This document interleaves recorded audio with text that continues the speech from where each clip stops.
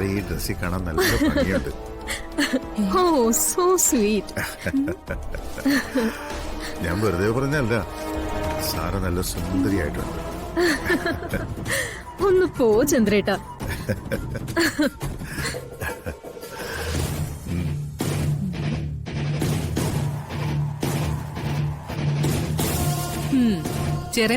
ചെറിയമ്മ ആരെയാ തെരയുന്നേ? നിനക്കറിഞ്ഞൂടെ? അവളെ തന്നെ.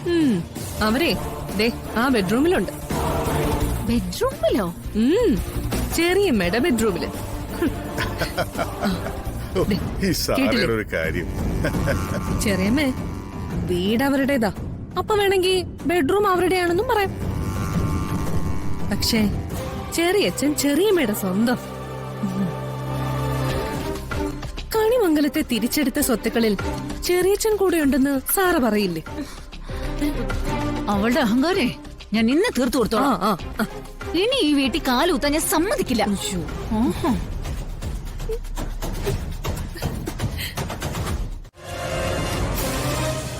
വളരെ ഇമ്പോർട്ടന്റ് ആയ ഒരു ബിസിനസ് കാര്യം സംസാരിച്ചുകൊണ്ടിരിക്കുമ്പോ ഒരു മാനേഴ്സ് ഇല്ലാതെയാണോ കയറി വരുന്നത്? ചന്ദ്രേട്ടാ, ഏത് സ്ഥലവും നീ പണിയെടുക്കുന്ന അടുക്കളയാണെന്ന് കരുതരുത്.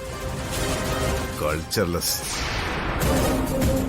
ചന്ദ്രശേഖരനെ പോലൊരു ഹസ്ബൻഡ്, അതും ഇത്രയും ടാലന്റഡ് ആയ ഒരു ബിസിനസ്മാൻ, സത്യത്തിൽ ഒരു പെണ്ണിന് കിട്ടാവുന്ന ഏറ്റവും വലിയ ഭാഗ്യമല്ലേ? പക്ഷെ നീയോ ചന്ദ്രശേഖരന്റെ തലയിൽ വീണ ശാപം. ഒരു വീടിന്റെ 4 മുറികൾ മാത്രം പരിചയമുള്ള ഒരാൾക്കേ ഇത്തരം ഒരു വൃത്തികെട്ട കോംപ്ലക്സ് ഉണ്ടാകത്തുള്ളൂ.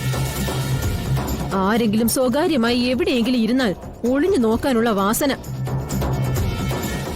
അതൊക്കെ ബ്ലഡിൽ കിട്ടിയതാ. ചന്ദ്രേട്ടാ, എനിക്ക് വേണ്ടത് അല്പ സ്വസ്ഥതയാ.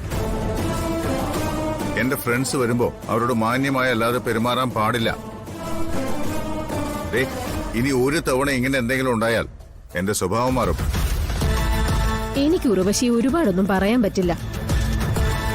വിദ്യാഭ്യാസം ഇല്ല, പുതിയ ലോകത്തിന്റെ രീതികളൊന്നും അറിയില്ല. ജനിച്ചു, ജീവിക്കുന്നു, മരിക്കുന്നു. അല്ലാതെ സൊസൈറ്റിയിൽ എന്തെങ്കിലും അടയാളപ്പെടുത്താൻ നിന്നെ കൊണ്ട് പറ്റുമോ? Never. Chandru, I am really sorry. നിങ്ങളെ നന്നായി മനസ്സിലാക്കാൻ പറ്റുന്ന ഒരാളാവണമായിരുന്നു നിങ്ങളുടെ ബെറ്റർ ഹാഫ്. മതിയായില്ലേ നിനക്ക്? തൃപ്തിയായില്ലേ? ചന്ദ്രശേഖർ, സത്യത്തിൽ നമ്മുടെ ഫ്യൂച്ചർ പ്ലാൻസ് പറയാനിരിക്കുകയായിരുന്നു. Now I am totally mood off. ചുമ്മാ പറയാം മുത്തശ്ശി. ഒരു ചെറിയ കാര്യം ചെയ്തു നോക്കാമെന്ന് കരുതി. ചെറിയ തോതിൽ വിജയിക്കുകയും ചെയ്തു, അത്രേ ഉള്ളൂ. പിന്നെ മക്കളെ, അച്ഛനും അമ്മയും തിരിച്ചു വന്നാലും കണിമംഗലത്ത് എനിക്ക് സംഭവിച്ച കാര്യങ്ങള് അവരറിയണ്ട. പരമേശ്വരൻ പിന്നെ അവിടെ നിൽക്കില്ല. മാത്രമല്ല അവനത് താങ്ങാനും പറ്റില്ല. അറിയിക്കണ്ടെന്ന് തന്നെയാ എന്റെ തീരുമാനം. എന്റെ മോള് ഒരുപാട് കഷ്ടപ്പെടുന്നുണ്ട്. ഇതൊക്കെ മാറും കേട്ടോ.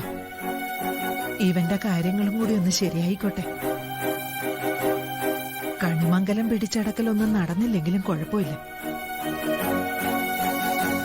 ഒരു ചെറിയ വീട്ടിൽ നമുക്കെല്ലാവർക്കും കൂടി ഒതുങ്ങിക്കൂടി സന്തോഷമായിട്ട് കഴിയാം.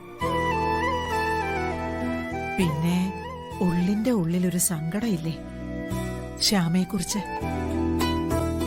അമ്മ മോളെ വിട്ട് എങ്ങും പോവില്ല. അമ്മ തിരിച്ചു വരും. അത് മുത്തശ്ശിക്ക് ഉറപ്പാ.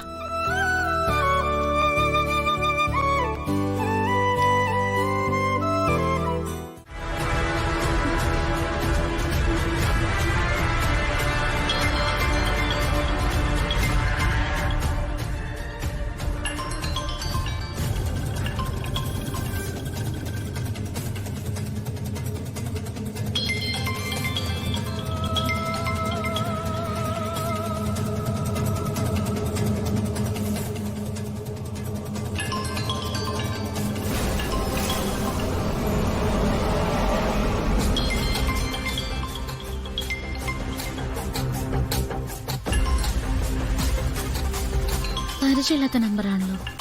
ആരെങ്കിലും ഫുഡ് ഓർഡർ ചെയ്യാനായിരിക്കും. ഹലോ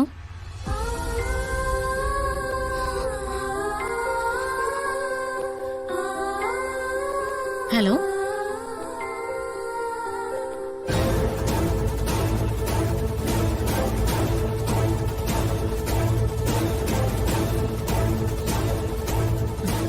മോനെടുത്ത് കളിച്ചപ്പോ പറ്റിപ്പോയ മാഡം, സോറി. ആ കുഴപ്പമില്ല, ഓക്കെ.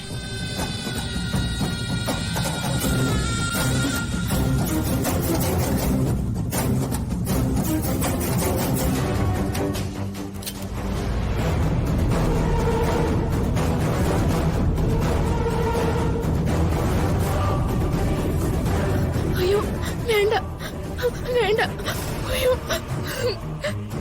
വേണ്ട, അയ്യോ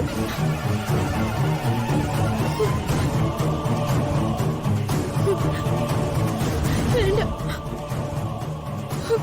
അയ്യോ നിന്റെ പാടുന്ന ചങ്കുണ്ടല്ലോ, ഒന്ന് വീശിയാ തീർന്നു പോകും കേട്ടോടി.